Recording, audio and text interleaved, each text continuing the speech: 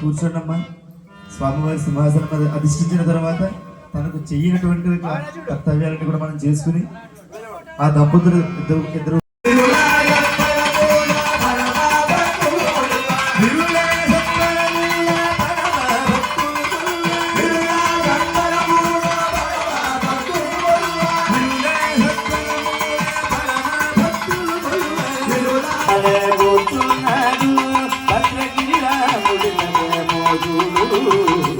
పదరవాలే కూర్చున్నాడు పచ్చగిరి